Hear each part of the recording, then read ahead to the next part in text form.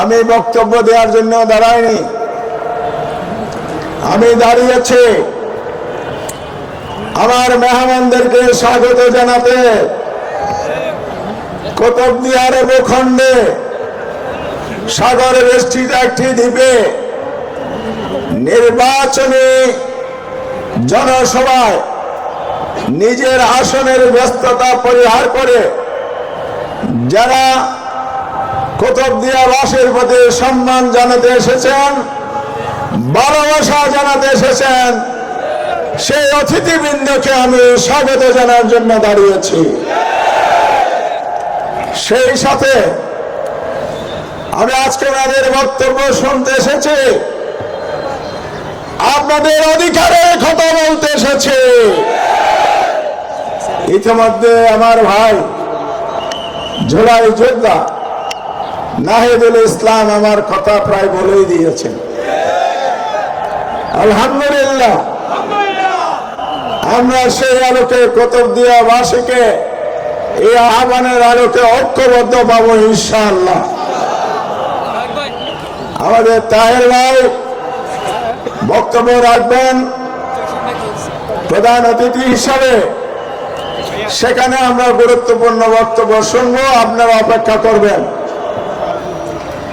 কুতুবদিয়াবাসীর জন্য বড় সৌভাগ্যের বিষয়, যারা আগামী দিনে সরকার পরিচালনা করবেন, মন্ত্রী পরিষদের প্রভাবশালী সদস্য হিসেবে দায়িত্ব পালন করবেন ইনশাআল্লাহ। আল্লাহর সাহায্য রহমতের বদৌলতে জনগণের সমর্থনে তাহের ভাই, নাহিদ ভাই ওনারা ক্যাবিনেটে থাকবেন ইনশাআল্লাহ। কুতুবদিয়াবাসীর পানের কথা বলে যাচ্ছেন, ওনাদের স্মরণ থাকবে, আপনাদের ভাগ্য উন্নয়নের জন্য কাজ করবেন ইনশাআল্লাহ। আজকে আমাদের কুতুবদিয়ার বড় সমস্যা কি? আপনারা বলেন কি সমস্যা? আমি একটা স্লোগান বলতে চাই, কুতুবদিয়ার সমস্যা হলো বেড়িবাঁধ আর ফেরিঘাট। কি সমস্যা? বাড়িয়ে হন স্লোগান দেন, বেড়িবাঁধ ফেরিঘাট, বেড়িবাঁধ ফেরিঘাট। লবণের ন্যায্য মূল্য নাই, ফেরি চলাচল করতে হবে মানুষের নিরাপদ যাতায়াতের জন্য। ইতিমধ্যে আমি বহু চেষ্টা করেছি, অনেকেই চেষ্টা করেছেন, সি ট্রাক চালু হয়েছে, বহিষ্কারিত হয়েছে, এটা যথেষ্ট নয়। নিরাপদ যাতায়াত করতে হলে ফেরিঘাট চালু করতে হবে, আমরা যেন গাড়ি নিয়ে যাওয়া আসা করতে পারি। বেড়িবাঁধ আমাদের প্রাণের দাবি। আমার সম্পদ আছে, আমার জনগণ যদি বেঁচে না থাকে তাহলে এই সম্পদ দিয়ে আমাদের কি হবে? প্রাণ রক্ষা, জীবন রক্ষা, সম্পদ রক্ষার জন্য অবশ্যই অবশ্যই বেড়িবাঁধ করতে হবে। কুতুবদিয়া আবাজিয়ার বেড়িবাঁধ আছে নাই? বেড়িবাঁধ যতটুকু করেছিলাম, ওই যে আলিয়াক মডেল টেকসই বেড়িবাঁধ মনে আছে? উত্তর দিন 2 বছরের মাথায় আমাকে কারাবন্দী করে রাখা হয়েছিল, 5 বছর দায়িত্ব পালন করতে পারি নাই। এবার সুযোগ এসেছে, ইনশাআল্লাহ কুতুবদিয়ার চতুর্দিকে টেকসই পাকা বেড়িবাঁধ হবে। ইতিমধ্যে আমরা চেষ্টা তদবির করে 3000 কোটি টাকার একটি প্রকল্প প্রস্তুতের কাজ করছি সরকারের মাধ্যমে।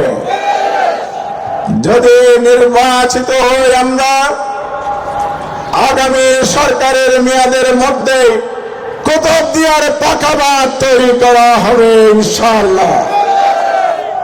হাসপাতাল আমার সময়ে 10 শয্যা থেকে আমি 50 শয্যা করেছি 2টো উপজেলায়, কিন্তু পর্যাপ্ত ডাক্তার নাই, নার্স নাই, ইকুইপমেন্ট নাই, মেশিনারি নাই। কুতুবদিয়া মহেশখালী হাসপাতাল হাসপাতালে অপারেশন থিয়েটার ইউনিট খোলা হবে ইনশাআল্লাহ।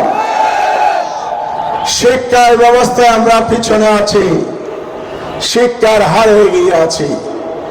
মানসম্পন্ন শিক্ষা প্রতিষ্ঠান নেই, পর্যাপ্ত শিক্ষা প্রতিষ্ঠান নেই, শিক্ষকও পর্যাপ্ত নেই। শিক্ষাকে অগ্রাধিকার দিয়ে আমরা কাজ করবো ইনশাআল্লাহ। নারী সমাজের নিরাপত্তা এবং তাদের অধিকার অবহেলিত পিছনে পড়া কুতুবদিয়ার নারীর অধিকারকে অগ্রাধিকার দিয়ে আমরা করবো ইনশাআল্লাহ, যাতে নিরাপদ থাকতে পারে। মহেশখালীতে মেগা প্রজেক্ট হচ্ছে, 4টা ফিলার, 4 ফিলার মাস্টার প্ল্যান, যার জন্য একটা অথরিটি তৈরি হয়েছে, সেটা হলো মিডা, মহেশখালী ইন্টিগ্রেটেড ডেভেলপমেন্ট অথরিটি। এর আন্ডারে যে মেগা প্রজেক্ট হচ্ছে, একটা হলো ডিপ সি পোর্ট, গভীর সমুদ্র বন্দর, বাংলাদেশের একমাত্র গভীর সমুদ্র বন্দর আমাদের আসনে প্রতিষ্ঠা হতে যাচ্ছে। দ্বিতীয়, 6000 মেগাওয়াটের বিদ্যুৎ প্রকল্প হাতে নেওয়া হয়েছে, 1200 মেগাওয়াট বাস্তবায়ন প্রায় সম্পন্ন। আর অর্থনৈতিক অঞ্চল হবে এখানে, শিল্প কারখানা গড়ে উঠবে, ব্লু ইকোনমি, সাগরের মৎস্য আহরণ, প্রক্রিয়াজাতকরণ। এই প্রকল্প মাস্টার প্ল্যান যদি বাস্তবায়ন হয়, চট্টগ্রাম দক্ষিণ অঞ্চল হবে বাংলাদেশের ব্যবসা বাণিজ্যের প্রাণ কেন্দ্র ইনশাআল্লাহ। 25 লক্ষ মানুষের প্রত্যক্ষ পরোক্ষভাবে কর্মসংস্থান হবে। আমি মিডার চেয়ারম্যানকে স্পষ্ট বলেছি, এই প্রকল্প বাস্তবায়ন যদি হয়, আবার মহেশখালী কুতুবদিয়ার মানুষ যারা জমি হারিয়েছে অধিগ্রহণের কারণে, তাদেরকে পুনর্বাসন করার পাশাপাশি আমাদের ছেলে সন্তানদেরকে সবার আগে চাকরি দিতে হবে। এই তরুণরা বেকার থাকবে না, কর্মসংস্থান হবে।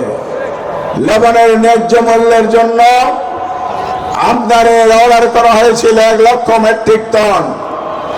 আমি উপদেষ্টার সাথে দেখা করেছি, প্রেস ক্লাবের সামনে প্রখর রোদের মধ্যে মানববন্ধন করেছে।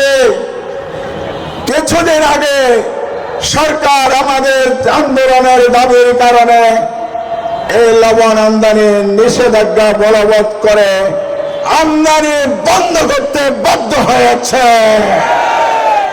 কেন আমদানি হবে?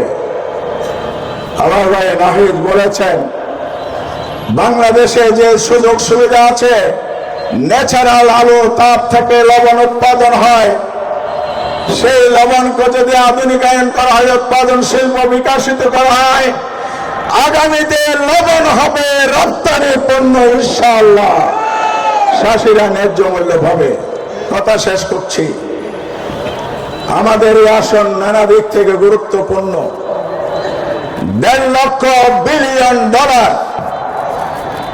আমাদের এই আসনের মেগা প্রকল্প বাস্তবায়ন হলে বাংলাদেশের জিডিপিতে প্রতি বছর $1.5 বিলিয়ন নতুন করে যুক্ত হবে। ডিপ সি পোর্ট, পাশাপাশি সমুদ্রের মৎস্য আহরণ যদি করা হয়, বিশেষজ্ঞ জরিপে পাওয়া গেছে বাংলাদেশের 12 মাসের যে বাজেট হয়, 6 মাসের বাজেটের যোগান দেবে আমার বঙ্গোপসাগর। এই জন্য জেলেদের যে নিরাপত্তা, জলদস্যুর আক্রমণ থেকে রক্ষা করা, মৎস্য আহরণের জন্য আরো আধুনিক পদ্ধতিতে মৎস্য আহরণ প্রক্রিয়াজাত হলে, তাহলে বাংলাদেশের বাজেটের 50% আমরাই যোগান দিতে সক্ষম হবে ইনশাআল্লাহ। তাই আসুন, এই কাজগুলো যদি করতে হয়, আপনাদের দায়িত্ব কি? মাশাআল্লাহ, আপনারা বুঝে গেছেন। দাঁড়িপাল্লায় ভোট দিতে হবে, জয়যুক্ত করতে হবে, চারিদিকে জোয়ার শুরু হয়েছে। গোটা বাংলাদেশে যেমন উত্তাল তরঙ্গ মারার মতো প্লাবন তৈরি হয়েছে, মহেশখালী কুতুবদিয়া সেই জোয়ার চলছে। ইনশাআল্লাহ আমরা বিজয়ী হব, কারণ মানুষ এখন সৎ নেতৃত্ব দেখতে চায়, যোগ্য প্রার্থীকে ভোট দিতে চায়, পরিবর্তন চায়, বাংলাদেশকে সামনে এগিয়ে নিয়ে যেতে চায়। পিছনের 54 বছরের দুর্নীতি আর দুঃশাসনের বাংলাদেশ আর মানুষ দেখতে চায় না। 12 তারিখের নির্বাচনের পরে বাংলাদেশ নতুন পথে হাঁটবে, গণতন্ত্রের পথে, ইসলামের পথে, উন্নয়নের পথে, স্বাধীনতার সার্বভৌমত্বের পথে নতুন বাংলাদেশ গড়ার জন্য সবাই মিলে কাজ করবে ইনশাআল্লাহ। আমার কুতুবদিয়াবাসীকে সে আহ্বান জানাচ্ছি, কুতুবদিয়ার ভাগ্য পরিবর্তন করতে হলে দাঁড়িপাল্লায় ভোট দিতে হবে। আবার সবাইকে ধন্যবাদ জানিয়ে, বিশেষ করে মেহমানদেরকে আমার আন্তরিক ধন্যবাদ। কুতুবদিয়া মহেশখালীর পক্ষ থেকে সবাইকে আন্তরিক শুভেচ্ছা জানিয়ে আমার বক্তব্য শেষ